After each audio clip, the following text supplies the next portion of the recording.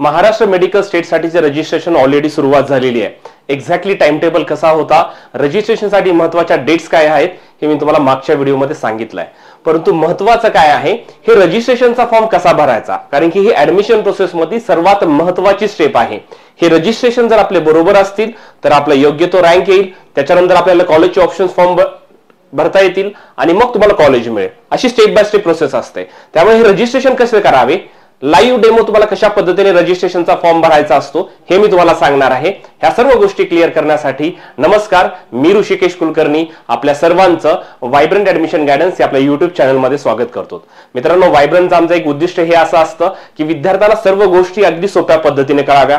नुसतं विद्यार्थ्यांनाच नाही तर पालकांना देखील ह्या गोष्टी सर्व समजल्या पाहिजेत, कारण की ही ऍडमिशन प्रोसेस खूप जास्त महत्त्वाची असते। मी जसं तुम्हाला ऑल इंडियाचा काउन्सिलिंगचा फॉर्म कसा भरायचा हे सांगितलं होतं, व्हायब्रंट मध्ये आम्ही स्वतः फॉर्म भरून देतात, विद्यार्थ्याला काही करायची गरज पडणार नाही। तरी देखील या फॉर्म मध्ये सर्व गोष्टी विद्यार्थ्याला माहित असणं गरजेचं जास्त असतं। यासाठी किंवा जे विद्यार्थी घर बसल्या ठिकाणी फॉर्म भरायची इच्छा आहे त्यांची, असे विद्यार्थी हा व्हिडिओ बघून फॉर्म भरू शकतात। आपण या व्हिडिओमधून बघणार आहेत की आजचा हा महाराष्ट्र स्टेट रजिस्ट्रेशनचा जो फॉर्म आहे तो कसा भरायचा आहे, स्टेप बाय स्टेप पद्धतीने मी तुम्हाला सांगणार आहे। सर्वप्रथम विद्यार्थ्यांनी काय करायचंय, cetcell.mahacet.org ही जी वेबसाईट आहे याच्यावरती जायचं आहे। तिथे गेल्यानंतर तुम्हाला अशा पद्धतीचं कॅप 2025-26 ही सीईटी सेलची वेबसाईट ओपन झालेली दिसेल तुम्हाला, कारण की सीईटी सेल ही मेडिकल ऍडमिशन प्रोसेस कंडक्ट करणारी ऑथॉरिटी आहे। मग इथे तुम्हाला स्क्रोल करायचं आहे, इथे वेगवेगळे कोर्सेस आहेत। तर तुम्हाला इथे दिसेल साधारणतः नीट यूजी, तुम्हाला अंडर ग्रॅज्युएट कोर्सेसमध्ये नीट यूजी दिसेल, याला तुम्हाला क्लिक करायचं आहे। ठीक आहे, नीट यूजीला जेव्हा आपण क्लिक करणार त्यानंतर पुढची टॅब ओपन होईल, त्याच्यावरती आपल्याला सर्व हे दिसतील। थोडीशी साईट स्लो चालत आहे त्यामुळे थोडंसं लोड होऊ शकतं, विद्यार्थ्यांनी समजून घ्यायचंय, परंतु सर्व विद्यार्थ्यांनी व्हिडिओ बघूनच फॉर्म भरायचा आहे। ठीक आहे, मग आपण इथे गेलो तर इथे तुम्हाला बघा हेचा टाइम टेबल आहे, इथे एनआरआयची नोटीस आलेली आहे आणि इन्फॉर्मेशन बुलेटिन आहे। इन्फॉर्मेशन बुलेटिन मधील महत्त्वाचे मुद्दे याच्यावर आपण एक सेपरेट नंतर व्हिडिओ बनवणारच आहेत। ठीक आहे, विद्यार्थ्यांनी इथं काय करायचं, लॉग इन और रजिस्ट्रेशन याला क्लिक करायचं आहे। याला क्लिक केल्यानंतर आपण पुढच्या या पेजवर जातो, ज्याच्यामध्ये तुम्हाला मी सांगेल की कशा पद्धतीने रजिस्ट्रेशनला सुरुवात करायची आहे। ठीक आहे, थोडेसे साईडचा इश्यू आहे, त्याच्यामुळे विद्यार्थ्यांनी फॉर्म भरताना किंवा थोडा उशीर होत असेल तर थोडेसे पेशन्स ठेवायचे। ठीक आहे, आता बघा इथे दोन प्रकारच्या गोष्टी आहेत, इथे साइन इन आहे किंवा इथे न्यू युजर म्हणून आहे। आता साइन इन कोण केलं पाहिजे, जर एखाद्या विद्यार्थ्यांनी सीईटीचा फॉर्म भरला असेल, जसं की फार्मसीसाठी तुम्ही फॉर्म भरला असेल किंवा ऍग्रीसाठी वगैरे, जर सीईटी सेलचा जर तुम्ही सीईटी एक्झामसाठीचा फॉर्म भरला असेल तर त्या विद्यार्थ्यांनी जो सीईटीचा फॉर्म भरताना मेल आयडी ठेवला होता किंवा पासवर्ड ठेवला होता त्यांनी डायरेक्ट लॉग इन केलं तरी त्यांची प्रोफाईल ऑलरेडी क्रिएटेड असते। परंतु एखादा विद्यार्थी तो फक्त नीटची तयारी करत होता, त्यांनी कुठल्याही प्रकारच्या सीईटीचा आतापर्यंत फॉर्मच भरला नाही, तर अशा सर्व विद्यार्थ्यांनी पहिल्यांदा न्यू युजर याला रजिस्टर करायचंय, कारण की इथून तुम्हाला प्रोफाईल तुमची क्रिएट करायची, त्यानंतर तुम्हाला लॉग इन करता येतं। परंतु एखाद्या विद्यार्थ्यांनी सीईटीचा जर फॉर्म भरला असेल तर अशा विद्यार्थ्याला डबल काही गोष्टी करण्याची गरज पडत नाही। आता मी तुम्हाला सांगतो की न्यू युजर जर केलं, सपोज जर आता बेसिकली जर न्यू युजर केलं तर त्या विद्यार्थ्यासाठी काय काय माहिती आहे, म्हणजे प्रोफाईल क्रिएट कशी करायची हे तुम्हाला सांगतो। समजा तर त्या विद्यार्थ्यांनी पहिली स्टेप अशी आहे की त्या विद्यार्थ्याला काय करायचं, रजिस्टर करायचं। इथं बघा काय सांगितलंय, first name and middle name दोनच, म्हणजे स्वतः विद्यार्थ्याचं नाव आणि त्यांच्या वडिलांचं नाव। As per SSC marksheet for NEET candidates the name should be as per the NEET application form, जो तुम्ही नीटचा फॉर्म भरला होता त्यावर जशा पद्धतीने तुम्ही तुमचं नाव आणि वडिलांचं नाव ठेवलंय त्या पद्धतीने दोन गोष्टी इथं टाकायच्यात, म्हणजे तुमचं नाव आणि तुमच्या वडिलांचं नाव। ठीक आहे, पुन्हा इथे काय सांगितलं, लास्ट नेम म्हणजे तुमचं सरनेम काय आहे ते तुम्हाला इथे सरनेम मेन्शन करायचं as per the NEET application form. ठीक आहे, त्यानंतर ईमेल आयडी तुम्ही तुमचा ईमेल आयडी इथं ठेवू शकता आणि एक पासवर्ड क्रिएट करा, जो की त्याच्यामध्ये अप्पर लेटर पण असायला पाहिजे, स्मॉल लेटर पण असायला पाहिजे आणि एखादा डिजिट किंवा तुम्ही सिम्बॉल यूज करू शकतात। ठीक आहे, अशा पद्धतीचा एक पासवर्ड ठेवायचा, कन्फर्म पासवर्ड करा, तुमचा डेट ऑफ बर्थ मेन्शन करा आणि इथे त्याला रजिस्टर या बटनाला क्लिक करा, जेणेकरून तुमची ही प्रोफाईल क्रिएट होते। ज्या विद्यार्थ्यांनी कुठल्याही प्रकारचा आधीचा फॉर्म भरला नाही अशा सर्व विद्यार्थ्यांना हे न्यू युजर रजिस्ट्रेशन करणं गरजेचं आहे, जेणेकरून तुमची प्रोफाईल क्रिएट होते। व्हायब्रंट मध्ये आम्ही जवळपास सर्व विद्यार्थ्यांच्या प्रोफाईल ऑलरेडी आधीच क्रिएटेड केलेल्या होतात, कारण की नर्सिंगच्या फॉर्मच्या वेळेस आम्ही ऑब्झर्व केले होते की ह्या गोष्टी करणं मॅन्डेटरी आहे, त्याच्यामुळे आम्ही सर्वांच्या प्रोफाईल ऑलरेडी क्रिएट केलेल्या आहेत। ठीक आहे, मग हा एक पॉईंट येईल, त्याच्यामुळे तुम्ही या पॉईंटला इग्नोर करा। आपल्याला काय करणं गरजेचं आहे, आपल्याला न्यू रजिस्ट्रेशन हे करणं ज्यांच्यासाठी नाही त्यांनी करायचंय, बाकी सर्व विद्यार्थ्यांनी लॉग इन करायचं आहे डायरेक्टली. आता इथं लॉग इनला काय करायचं, तुमचा जो मेल आयडी होता तो मेल आयडी मेन्शन करा आणि आता जो आपण पासवर्ड क्रिएट केलेला आहे तो पासवर्ड आपल्याला इथे टाकायचा आहे. हा पासवर्ड आपण इथे हे केला की मग आपल्याला साइन इन करायचं. Okay, sign in. बघा मग साइन इन केल्यानंतर असं तुम्हाला तुमचं नाव वगैरे इथे दिसेल. ठीक आहे, त्यानंतर असं तुम्हाला वेगवेगळे प्रोसेस दिसेल. याच्यामध्ये तुम्हाला काय करायचं, centralise admission process CAP registration करण्यासाठी ते आहे. इथे काय करायचं, मेडिकल अँड आयुष एज्युकेशन याला क्लिक करा तुम्ही. मग हे केलं की बघा इथं नर्सिंग साठीचं होतं, आता आपलं चाललं bachelor of medical and AYUSH education. याच्या ऍप्लिकेशन फॉर्म साठी याला क्लिक करायचं तुम्हाला. ठीक आहे,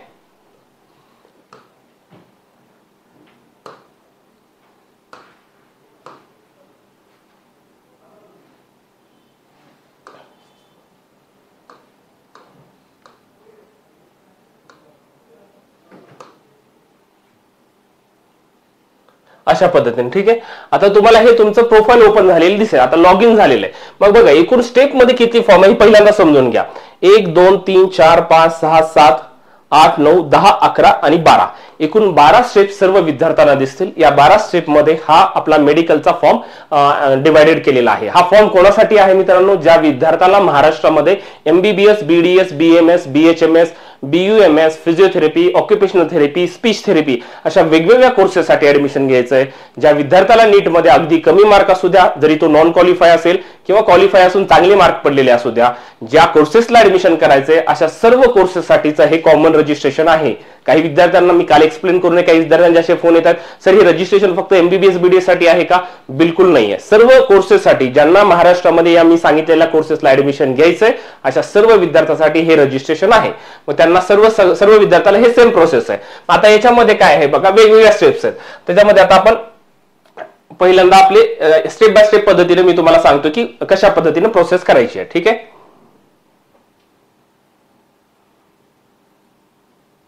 सर्व तुम्हाला याच्यातल्या सर्व माहिती भरायची आहेत.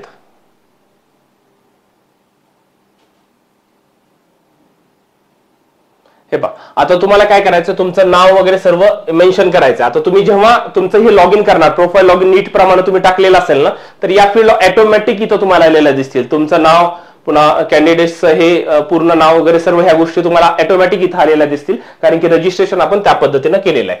आणि हे तुम्हाला नीटच्या ऍज पर नीट त्याच्यानुसारच नाव टाकणं गरजेचं आहे. ठीक आहे, मग त्याच्यानंतर काय विचारलं इथं की मॅरेजचं वगैरे विचारलेलं आहे. तर तुमचं काही नाव चेंज झाले का, whether your name is change or updated after 10th or equivalent certificate or after marriage, तुमच्या काही नावामध्ये चेंज झाली आहे का?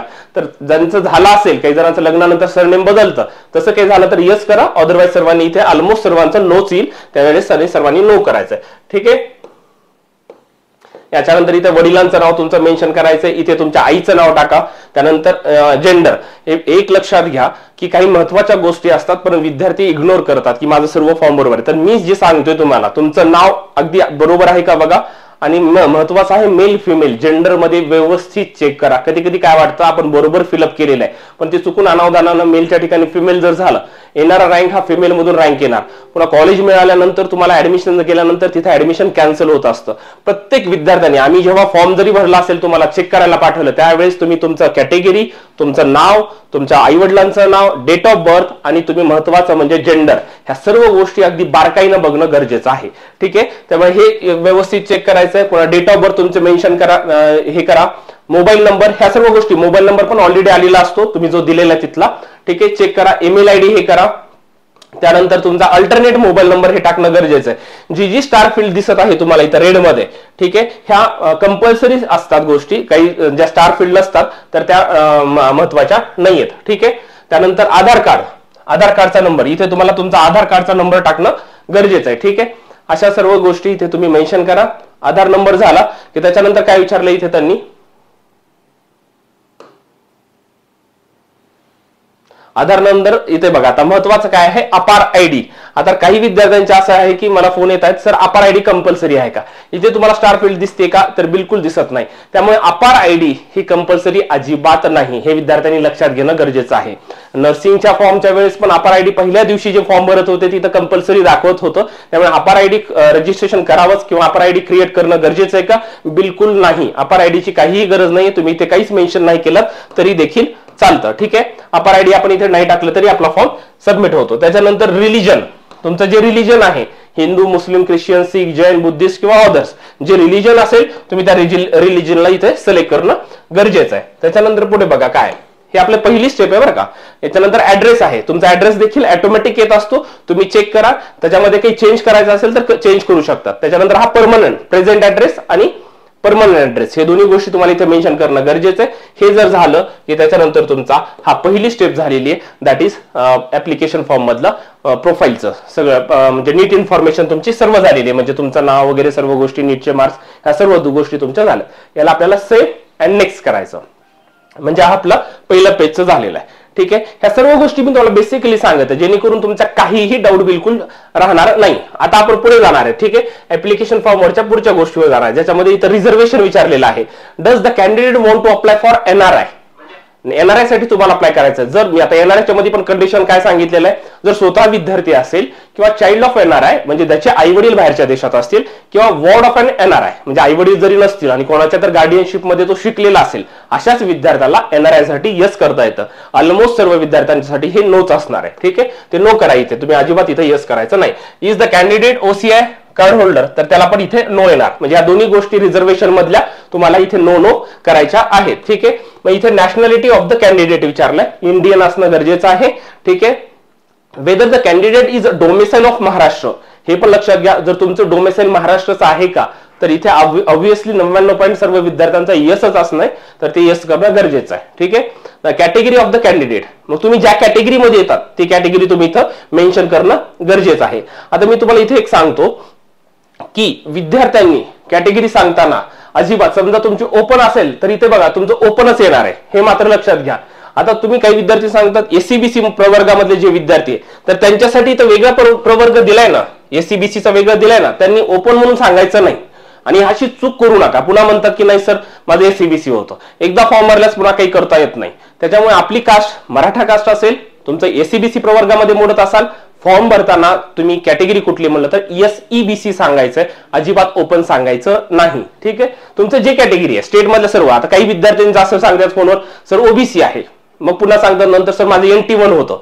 स्टेट मधलं ज्या कॅटेगरी आहे तुम्ही स्टेट मधला, कारण की हा आपला महाराष्ट्र स्टेटचा फॉर्म आहे, हा सेंट्रलचा फॉर्म नाहीये. ज्या कॅटेगरी आहे तिथे VJ, NTB, NTC, NTD, SBC ह्या सर्व कॅटेगरी सेंट्रलला OBC मध्ये येतात, परंतु आपण हा स्टेट साठीचा फॉर्म भरतोय, त्याच्यामुळे ह्या सर्व सब कॅटेगरी आहेत. तुमची जी कॅटेगरी आहे ते कॅटेगरीला यस करायचं, कारण की तुमचा येणारा पुढचा रँक, तुम्ही ही जी कॅटेगरी सिलेक्ट करणार आहेत त्या कॅटेगरीनुसारच तुमचा येणारा पुढचा रँक येत असतो मित्रांनो. त्यामुळे तुम्ही तुमची जी कॅटेगरी आहे तीच तुम्ही इथे कॅटेगरी तुमची मेन्शन करायची. ठीक आहे. त्याच्यानंतर विचारले सब कॅटेगरी ऑफ द कॅन्डिडेट, मग तुमची कास्ट कुठली एक्झॅक्टली, त्याच्यामध्ये सब कॅटेगरी काय काय आहे, तर तुम्ही सब कॅटेगरी तिथं मेन्शन करायची. ठीक आहे.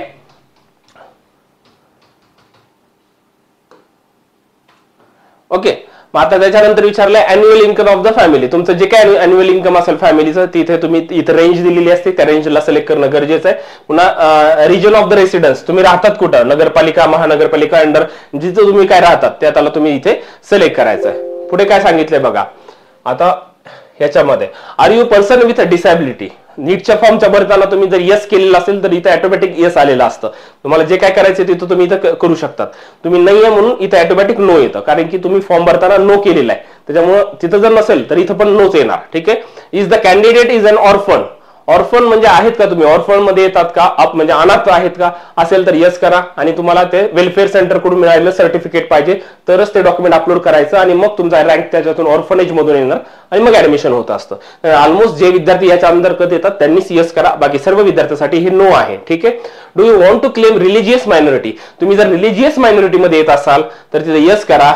मग त्याच्यामध्ये मायनॉरिटी अल्पसंख्याक कोटा, मग कशामध्ये येतात तुम्ही, जैन, मुस्लिम, ख्रिश्चन काय आहे ते करायचं. नसेल तुम्ही येत नो करायचं. ठीक आहे. त्यामुळे हे लक्षात घ्या. किंवा लिंग्विस्टिक मध्ये म्हणजे तुमचं भाषिक कुठले आहेत तर त्याच्यामध्ये जर येत असाल तर त्याला यस करा, अदरवाईज तिथं नोच करायचं आहे. ठीक आहे. मग या पेजवर आपण काय पाहिलं मित्रांनो, NRI वगैरे त्याला नो करायचंय. पुन्हा तुमच्या नॅशनॅलिटी कुठली आहे, महाराष्ट्रात आहेत का, इन्कम किती आहे, महत्वाचं इथं काय पेजवर कॅटेगरी तुमची काय आहे हे बघितलं आम्ही. आणि त्याच्यानंतर या पेजला आपण सेव्ह अँड नेक्स्ट करायचं, म्हणजे एक स्टेप बाय स्टेप पद्धतीने आपण पुढे जात आहेत. ठीक आहे. ह्या सर्व गोष्टी महत्वाच्या आहेत. महत्वाचं काय होतं इथं माहिती का, कॅटेगरीचं महत्वाचं जास्त होतं त्याच्यामध्ये. आता बघा याच्यामध्ये काय आहे, आता क्वालिफिकेशन डिटेल्स. क्वालिफिकेशन म्हणजे आपल्याला 10वी आणि 12वीचे डिटेल्स या पेजवर टाकायचे आहेत. ठीक आहे. माझं इथे बघा काय विचारलंय, SSC 10वी साठीचे डिटेल्स आहेत. SSC और equivalent examination year of passing. तुमची 10वी ज्या वर्षी झाली तो वर्षी इथं टाकणं गरजेचं आहे. त्याच्यामुळे व्यवस्थित चेक करून बघायचं. One of the language SSC तुम्हाला बाकीच्या ह्याच्यामध्ये उर्दू, अरेबिक किंवा पारसियन अशी कुठली लँग्वेज होती का तुम्हाला 10वी पर्यंत असेल तर यस करा. मुस्लिम विद्यार्थ्यांनी जर असेल उर्दू त्यांची 10वी पर्यंत लँग्वेज तर त्यांनी त्याला यस करायचं. बाकीच्या विद्यार्थ्यांसाठी तर ननच करायचं आहे. ठीक आहे. पुन्हा काय विचारलेलं आहे इथे, स्टेट म्हणजे पासिंग केव्हा झाले, म्हणजे स्टेट कुठलं होतं तुमचं 10वीचं, महाराष्ट्र. ठीक आहे. डिस्ट्रिक्ट कोणता होता, 10वी ज्या भागातून झाली तुमचा त्याचा जिल्हा काय होता तो इथे मेन्शन करा. त्यानंतर तालुका, जिथं 10वी झाली त्याचा तालुका काय होता तो मेन्शन करायचा आहे. आणि बोर्ड कोणतं होतं 10वीचं, ज्यांचं महाराष्ट्र स्टेट बोर्ड आहे त्यांनी महाराष्ट्र स्टेट बोर्ड करा. ज्यांचं ICSE असेल त्यांनी ICSE, CBSE असेल त्यांनी CBSE करायचं आहे मेन्शन. ठीक आहे. म्हणजे 10वीचं, 10वी केव्हा झाली त्याचा तालुका, जिल्हा आणि 10वीचं तुम्हाला बोर्ड टाकायचं. आता महत्वाचं आहे 12वीचं. ठीक आहे. आता 12वीचं तुमचा name as per the 12th marksheet. मग तुमचं जे नाव आहे विद्यार्थ्याचं 12वीच्या मार्कशीटवर जसं नाव आहे तसं तुम्ही इथे टाकणं गरजेचं आहे. पुन्हा काय म्हणले, 10वीचं परीक्षा पास झालात का, ऑब्विसली यसच असणाऱ्या सर्वांसाठीचं. पासिंग इयर कोणत्या वर्षी तुमची 10वी झाली. आता यांची 12वी 2021 ला झाली, 10वी 2021 ला झाली, तर 12वी 2023 ला झालेली. एखादा गॅप वगैरे काही असेल तर तुम्ही तसं मेन्शन करू शकता. ठीक आहे. पुन्हा 10वीचा सीट नंबर टाकायचा आहे. ओके. Seat number. पुन्हा 10वी कुठल्या स्टेटमध्ये झाली आहे, 12वी मध्ये झाली का महाराष्ट्रामध्ये झाली का महाराष्ट्राच्या बाहेर झाली, तुमचं जे काही झालं असेल तुम्ही तिथे मेन्शन करणं गरजेचं आहे. काही विद्यार्थ्याचं असतं की 10वी माझी महाराष्ट्रात झाली आहे आणि 12वी माझी कर्नाटकमध्ये झाली आहे. तर त्या एक्सेप्शन मध्ये काय आहे, तर त्यांचे पालक जर डिफेन्स मध्ये असतील किंवा काही सेंट्रल गव्हर्नमेंटचे एम्प्लॉई असतील ज्यांचा काही ट्रान्सफर झाला असेल, डेप्युटेशन झाला असेल, अशासाठी काही क्लॉज आहे. अदरवाईज महाराष्ट्राचा नियम काय आहे, 10th and 12th should be from Maharashtra, म्हणजे महाराष्ट्रातून होणं गरजेचं आहे आणि त्या विद्यार्थ्याचं डोमेसाईल हे महाराष्ट्राचं असलं पाहिजे, असं महाराष्ट्रातल्या इथल्या कॉलेजेसचा सर्वांचा नियम आहे. जर 10वी 12वी बाहेर कुठून झाले अशा विद्यार्थ्यांनी कॉल करून कॉन्टॅक्ट करून आम्हाला विचारा, आम्ही त्यांचं शंकेचं निरसन नक्कीच करू. ठीक आहे. मग ह्या गोष्टी एक महत्वाच्या. मग आपण ते टाकलं. मग 12वीचा सेम जिल्हा काय आहे, तालुका काय आहे आणि मार्क्स वगैरे विचारलेलं आहे. ठीक आहे. म्हणजे कुठल्या सेशन मध्ये तुमचे मार्च मध्ये झाले का ऑक्टोबर, तसं सेशन तुम्हाला इथे टाकायचं आहे. आणि मग बोर्ड कोणतं होतं 12वीचं हे देखील तुम्ही इथं मेन्शन करायचंय. जर तुमचं करंट इयरचं पासिंग असेल आणि तुम्ही रोल नंबर टाकला तर हे मार्क्स तुमच्या ऑटोमॅटिक इथं येतात सर्व. ठीक आहे. जर तुमचं गॅप असेल हे असेल तर तुम्हाला हे फिलअप करावे लागतात हातानं. याच्यामध्ये फिजिक्स, केमिस्ट्री, बायोलॉजी आणि इंग्लिश, ई म्हणजे इंग्लिश असतं, याचे मार्क्स सॉरी किती पडलेत आणि आउट ऑफ किती पैकी किती पडलेत इथं मेन्शन करायचं. PCBचं टोटल टाकायचं पर्सेंटेज, PCBEचं पर्सेंटेज इथं तुम्ही टाकायचं. आणि ही टॅब झाली की त्याला सेव्ह अँड नेक्स्ट करायचं. म्हणजे या टॅबवर आपण काय पाहिलंय, क्वालिफिकेशन डिटेल्स म्हणजे 10वी 12वीचे मार्क्स तुमचं एवढं या पेजवर टाकलेलं आहे. ठीक आहे. मग हे सर्व झालं आपण इथे सेव्ह अँड नेक्स्ट. अच्छा, अगदी सोप्या पद्धतीनं फॉर्म आहे, याच्यात काही कॉम्प्लिकेशन्स नाहीयेत, परंतु काळजी घेणं फार जास्त गरजेचं आहे. आता इथे एक महत्वाचं आहे, does the candidate want to claim exception, उमेदवाराला अपवादाचा दावा करायचा आहे का. 4.7 4.8 आणि नन असतं. आता 4.7 4.8 मध्ये काय आहे, तर स्टेटचे एम्प्लॉय त्यांचे पार, मी आताच तुम्हाला सांगितलं आहे की ज्यांचं 10वी किंवा 12वी हे बाहेरून झालेलं असेल असं काही असलेल्या विद्यार्थ्यांसाठीच हे एक्सेप्शन आहे. अदरवाईज यांनी 4.7 4.8 याला काहीच करायचं नाही, सर्वांसाठी हे ननच असणार आहे. ज्या विद्यार्थ्याचं अशी काही सिच्युएशन आहे त्यांनी आम्हाला कॉल करा किंवा मेसेज करा किंवा तुमच्या कमेंट सेक्शन मध्ये माहिती सांगा, आम्ही नक्कीच तुम्हाला कॉन्टॅक्ट करून हे सांगण्याचा प्रयत्न करू. बाकी सर्व विद्यार्थ्यांनी तर नन करायचं आहे. पुन्हा विचारले बघा इथे स्पेसिफाईड रिझर्वेशन, आता काही स्पेशल रिझर्वेशन साठी आहे. काय म्हटलं इथं, डिफेन्स 1, डिफेन्स 2, डिफेन्स 3. MKB म्हणजे काय, महाराष्ट्र कर्नाटक बॉर्डर आणि हिल एरिया, या कुठल्या प्रवर्गामध्ये तुम्ही येतात का. ज्यांचा सपोज आता असेल, ज्यांनी म्हटलं की माझं सर माझं MKB ह्याच्यामध्ये आहे, तर इथे एक बॉक्स असतो त्याला क्लिक करायचं. ठीक आहे. सर माझे पॅरेंट डिफेन्स 1 असं पण असतं, काही जणांचं डिफेन्स 1 मध्ये आहेत आणि आम्ही महाराष्ट्र कर्नाटक बॉर्डरवर राहतो. ह्या दोन्ही गोष्टीला तुम्ही क्लिक करा. ज्या ह्याला आपण क्लिक करणार आहे त्याचे डॉक्युमेंट्स आपल्याला अपलोड करणं गरजेचं आहे. समजा डिफेन्स मध्ये काय, for a son or daughter of spouse of an ex defence service म्हणजे एक्समॅन जर असतील डिफेन्स मधले तर त्यांच्यासाठीच आहे domicile in the state of Maharashtra, मग त्याच्यासाठीचं एक्स सर्व्हिसमॅनचं सर्टिफिकेट, त्यांचं डोमेसाईल सर्टिफिकेट हे अपलोड करणं गरजेचं आहे. डिफेन्स 2 मध्ये काय आहे, ऍक्टिव्ह डिफेन्स म्हणजे आता ते सर्व्हिसमध्ये आहेत त्यांचे ते डॉक्युमेंट्स लागतील. डिफेन्स 3 मध्ये active service personnel transfer to Maharashtra state म्हणजे त्यांचं बाहेरून ट्रान्सफर महाराष्ट्रात झाले अशांसाठीच ते आहे. म्हणजे जसं सांगितलं की बाहेर आधी 10वी कडे झाली होती आता इथे झाली अशा विद्यार्थ्यांसाठी हे एक्सेप्शन असतात. ठीक आहे. ते पुन्हा हिल एरिया, तर हिल एरियाचं पण महत्वाचं लक्षात घ्या. हिल एरियाचं त्या हिल एरियातून त्या तालुक्यात प्लेसमधून विद्यार्थ्याची 10वी किंवा 12वी होणं गरजेचं आहे. तिथलं हिल एरियाचं सर्टिफिकेट त्या विद्यार्थ्याकडे असणं गरजेचं आहे आणि त्या हिल एरियामधील पालकांचं डोमेसाईल त्या विद्यार्थ्याकडे असणं गरजेचं आहे. तरच काही जणांचे असे फोन येतात, सर आम्ही हिल एरियामध्ये राहतो त्याचं सर्टिफिकेट आहे परंतु माझ्या विद्यार्थ्याचं शिक्षण या ठिकाणी झालंय, त्या भागामधून 10वी 12वी झाली नाहीये, अशा विद्यार्थी अजिबात चालत नाही. तुम्ही फॉर्म भरता, डॉक्युमेंट अपलोड करणार, कारण की ह्या डॉक्युमेंटचं व्हेरिफिकेशन सध्या तर होत नाहीये. व्हेरिफिकेशन कुठं होणार आहे, कॉलेज लेवलवरती. मग तुमचा रँक हिल मधून येणार, तुम्हाला कॉलेज एखादं मिळेल, कॉलेजला त्या गेल्यानंतर जर हिल एरियाचे तुमचे प्रॉपर डॉक्युमेंट नसेल तर तुम्हाला सीट कॉलेज देत नाही, ऍडमिशन तुमचा कॅन्सल होतं आणि मग पुढच्या राऊंडला हिलीचा क्लेम काढून टाकला जातो आणि मग पुन्हा बाकीचं कन्सिडरेशन होतं, पण तो राऊंड त्या विद्यार्थ्याचा कॅन्सल होणार. त्यासाठी महत्वाचं आहे तुम्ही याच्यामध्ये येतात तर तुमच्याकडे ते प्रॉपर डॉक्युमेंट आहेत का हे अगदी तुमच्याकडे, कारण की मी एक व्हिडिओ बनवलाय डॉक्युमेंटचा, त्याच्यामध्ये हिल एरियाचं डॉक्युमेंट कसं असतं, MKB कोट्यासाठी काय काय लागतं, डिफेन्स 1 ला काय लागतं, हे सर्व गोष्टी मी त्याच्यामध्ये सांगितलेल्या आहेत. ठीक आहे. ऑलमोस्ट इथं बाकीच्या विद्यार्थ्यांसाठी सांगतोय, इथे ननच येणार आहे, इथं ननला क्लिक करा, बाकी तुम्ही कशात येत नाही, जे याच्यामध्ये येतात स्पेशल रिझर्वेशन मध्ये तर त्या गोष्टी मी सांगितल्या. त्याच्यानंतर काय करायचंय, सेव्ह अँड नेक्स्ट, या पेजवर फक्त एवढ्याच गोष्टी होत्या. ठीक आहे.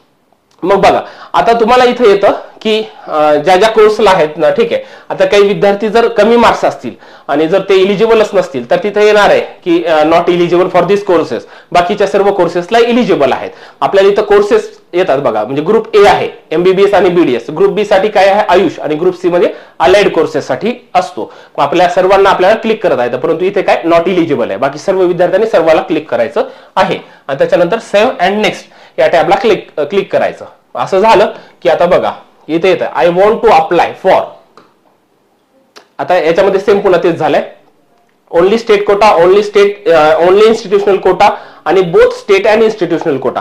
ही खूप जास्त महत्वाची गोष्ट आहे. आता मी जर ओनली स्टेट कोटा केलं तर बघा फीस किती येईल तुम्हाला 1000, म्हणजे ज्या विद्यार्थ्याला MBBS पासून कुठल्याही कोर्सेसला जर फक्त स्टेट कोट्याच्या अंतर्गत म्हणजे गव्हर्नमेंटच्या सीट आणि सेमी गव्हर्नमेंटच्या सीट एवढ्याच ट्राय करायचं असेल अशा विद्यार्थ्यांनी फक्त स्टेट कोट्याला क्लिक करा.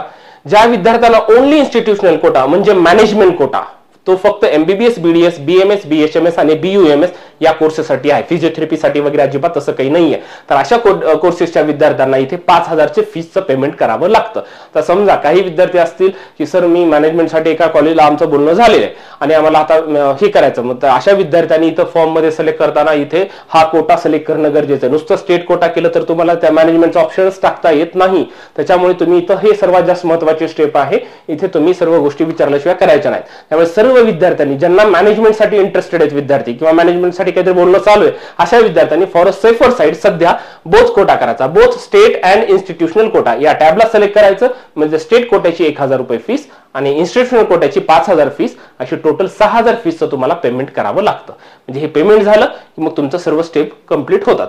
सेव्ह अँड नेक्स्ट केलं की आपल्याला पुढे पेमेंट करावं लागेल. ठीक आहे, अशा पद्धतीनं मग इथे सर्व हे डिटेल्स येतात बघा पहिल्यापासून. आता ही काय आहे आपलं प्रिव्ह्यू आहे, हा प्रिव्ह्यू एकदा सबमिट केला की फॉर्म मध्ये चेंज करता येत नाही. म्हणजे आपण काय काय बघितलं इथून पहिल्यापासून, नीटची इन्फॉर्मेशन टाकली, पर्सनल इन्फॉर्मेशन दिली, रिझर्वेशन टाकले, क्वालिफिकेशन मध्ये 10वी 12वी बघितलं, रिझर्वेशन पॅरलल काय आहे का, डिफेन्स 1 डिफेन्स 2 ते बघितलं, कोर्सेस म्हणजे आपल्याला कशाला अप्लाय करायचंय कशाला नाही अप्लाय करायचं ते बघितलं आणि ऍप्लिकेशन फीस 1000 कोणासाठी, 5000 कोणासाठी, 6000 कोणासाठी हे देखील मी तुम्हाला सांगितलंय. आणि अशा पद्धतीने सगळ्या शेवटी तुम्हाला एक प्रिव्ह्यू येतो, त्या प्रिव्ह्यू मध्ये तुम्ही सर्व गोष्टी चेक करायच्यात.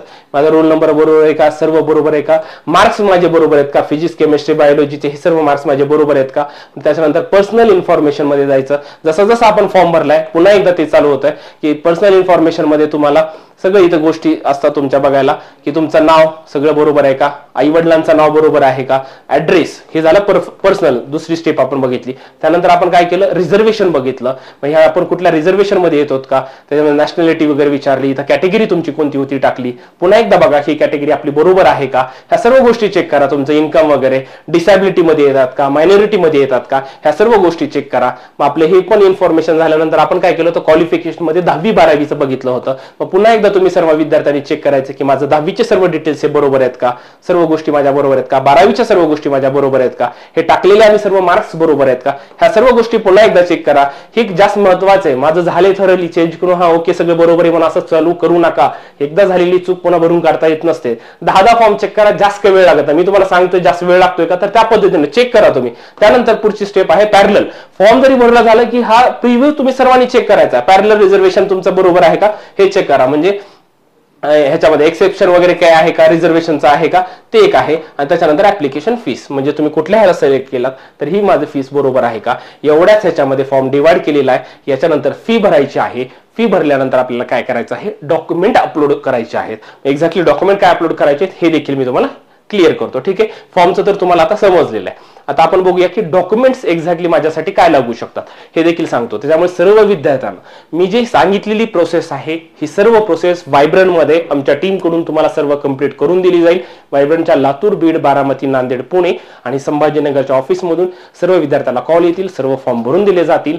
ज्या विद्यार्थ्यांना हा फॉर्म बघून घरी भरायचा आहे त्या विद्यार्थ्यांनी भरू शकतात, परंतु काळजी घ्यायची, त्याच्यामध्ये अजिबात काही चुका होऊ द्यायच्या नाहीत. किंवा फॉर्म भरताना काही अडचण आली तर आम्हाला नक्कीच कॉन्टॅक्ट करण्याचा प्रयत्न करा. जे विद्यार्थ्यांचं ऍडमिशन नाही, कारण की ऑलमोस्ट सर्व आपले बॅचेस फुल तेव्हाच झालेले आहेत, ज्यांचं ऍडमिशन नाही त्या विद्यार्थ्यांनी अशा पद्धतीची मदत आमच्याकडून घेऊ शकतात मित्रांनो. ठीक आहे, तर आपण बघूया की आता पेमेंट झाल्यानंतर काय काय डॉक्युमेंट, कारण की कालच्या व्हिडिओमध्ये मी टाकलं की अनेक जणांचे येतात की सर डॉक्युमेंटसाठीचा आम्हाला एकदा सांगा. मी सेपरेट व्हिडिओ पण त्याचा बनवतोय, परंतु आपल्याला एक हा एंटायर फॉर्मच होऊन जाईल की आपण पेमेंट फॉर्म भरला, पेमेंट देखील दाखवलं तुम्हाला, आणि पेमेंट झाल्यानंतर डॉक्युमेंट कशा पद्धतीने अपलोड करायचे असतात ते देखील तुम्हाला मी सांगतो, जेणेकरून तुम्हाला सर्व गोष्टी समजून येतील. ठीक आहे,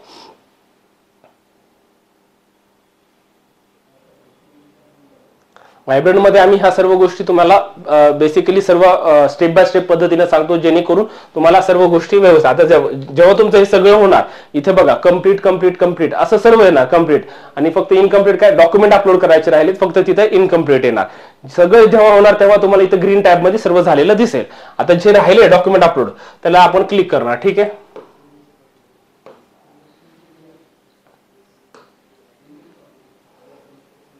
आता बघा इथे डॉक्युमेंट अपलोड साठी येणार. आता तुम्हाला ह्याच्यासाठी सर्व कोर्सेससाठी राऊंड 1 साठी आहे, आपण याला डॉक्युमेंट अपलोडला क्लिक करायचं.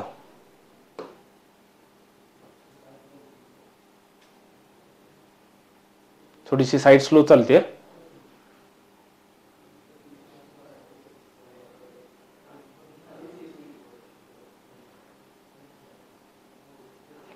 एकदा डॉक्युमेंट सर्व अपलोड झाले की आपला फॉर्म सर्व कंप्लीट झाला असं विद्यार्थ्यांनी समजायचं. आणि प्रिंटआउट घ्या, त्याच्यावरची सर्व माहिती एकदा पुन्हा डबल चेक करा, कारण की ती प्रिंटआउट फॉर्म भरलेली आपल्याला ऍडमिशनसाठी कॉलेजच्या इथे लागत असते मित्रांनो. ठीक आहे, अशा पद्धतीनं हा एवढाच फॉर्म आहे. आपण बघूया, जर चाललं तर आपण मी तुम्हाला डॉक्युमेंटचं हे करतो, नाहीतर पुढच्या व्हिडिओमध्ये मी सेपरेट डॉक्युमेंट्स काय लागू शकतात याच्यावरचा एक व्हिडिओ बनवतो.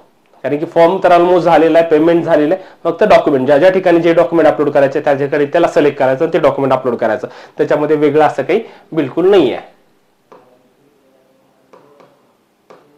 साईटचा बरेचसा इश्यू येत आहे, अशा वेळेस विद्यार्थ्यांनी पॅनिक नाही व्हायचं, थोड्या वेळाने फॉर्म भरा. ठीक आहे, जेवढे झाले तिथून फॉर्म कंटिन्युएशन मध्ये होतं, असं नाही की पुन्हा पहिल्यापासून फॉर्म भरावा लागतो, असं अजिबात नाही. जेवढ्या स्टेप झाल्या त्याला सेव्ह अँड एक्झिट केलं तुम्ही की तो डेटा सेव्ह झालेला असतो, तिथून पुढचाच फॉर्म तुम्हाला भरावा लागत असतो. ठीक आहे, थोडं साईटचा इश्यू येत आहे, मी तुम्हाला पुढच्या व्हिडिओमध्ये सांगतो. मी आता फक्त तुम्हाला काय क्लिअर केलेलं आहे की फॉर्म कशा पद्धतीनं भरायचा आहे. म्हणजे रजिस्ट्रेशनचा फॉर्म आपण बघितला, त्याच्यावरचे सर्व बेसिक स्टेप सर्व झाल्या. त्याच्यानंतर काय होतं, त्याच्यामध्ये तुम्हाला पेमेंट एक करायचं आहे, आणि पेमेंट झाल्यानंतर पुढे काय महत्वाचं, डॉक्युमेंट अपलोड करायचे. सर्व डॉक्युमेंट ह्या 3 स्टेप मध्ये महत्वाचा हा फॉर्म डिवाइड झालेला आहे. रजिस्ट्रेशन, पेमेंट आणि डॉक्युमेंट अपलोड या 3 स्टेप मध्ये हा फॉर्म अपलोड डिवाइड झालेला आहे. रजिस्ट्रेशन मध्ये महत्वाचा काय चेक करा विद्यार्थ्यांनी, तुमची कॅटेगरी काय ते बघा, तुमची महाराष्ट्रात कॅटेगरी काय येते ते व्यवस्थित चेक करा. कास्ट तुमची काय आहे ते चेक करा. त्यानंतर तुमचं महत्वाचं म्हणजे जेंडर, ह्या गोष्टीला फोकस करा तुम्ही. ठीक आहे, ह्या सर्व गोष्टी. त्याच्यानंतर तुमचा डेट ऑफ बर्थ बरोबर आहे का ते बघा. सर्व डॉक्युमेंट्स आपण जे अपलोड करतो, एखाद्या विद्यार्थ्याचं स्पेशल रिझर्वेशन आहे, डिफेन्स मध्ये असेल, हिल एरिया असेल, तर अशा विद्यार्थ्यांनी, स्पेशल रिझर्वेशन मधल्या विद्यार्थ्यांनी त्यांचे सर्व डॉक्युमेंट्स बरोबर आहेत का ते चेक करा. जे विद्यार्थी अपंग प्रवर्गामध्ये येतात त्यांच्यासाठीची प्रोसेस चालू झाली, त्यांनी लवकरात लवकर ती प्रोसेस कंप्लीट करायची, त्याच्यानुसार त्यांना ते डॉक्युमेंट इथे अपलोड करता येईल. एवढ्या ह्याच्यानुसार सर्व या गोष्टी आहेत. याच्या व्यतिरिक्त काही अडचणी आल्या असतील तर नक्कीच व्हायब्रंटला कॉन्टॅक्ट करा किंवा कमेंट सेक्शन मध्ये मला सांगा. मी त्यावर नवीन व्हिडिओ बनवण्याचा प्रयत्न करणार आहे. या फॉर्मच्या व्यतिरिक्त मी तुम्हाला पुढच्या व्हिडिओमध्ये डॉक्युमेंट कशा पद्धतीने अपलोड करायचे आहेत ते देखील एक त्याचा व्हिडिओ बनवतो. आणि महत्त्वाचे काही चेंजेस झालेले आहेत, इन्फॉर्मेशन बुलेटिन आलेलं आहे, त्या इन्फॉर्मेशन बुलेटिन मधील महत्त्वाचे मुद्दे काय आहेत ते देखील त्याचा तुम्हाला सांगण्याचा प्रयत्न करणार आहे मित्रांनो. त्यामुळे आता महत्त्वाचं बेसिक एकच आहे, रजिस्ट्रेशन कंप्लीट करून घ्या. इथून पुढचं सर्व माहिती आम्ही तुम्हाला सांगण्याचा प्रयत्न नक्की करणार आहे. ज्या विद्यार्थ्यांनी आपल्या अजून युट्यूब चॅनलला सबस्क्राईब केलं असेल त्यांनी लवकरात लवकर करून घ्या, कारण की महत्त्वाचे व्हिडिओज या चॅनलवरती घेऊन येण्याचा मी प्रयत्न करणार आहे. Thank you so much.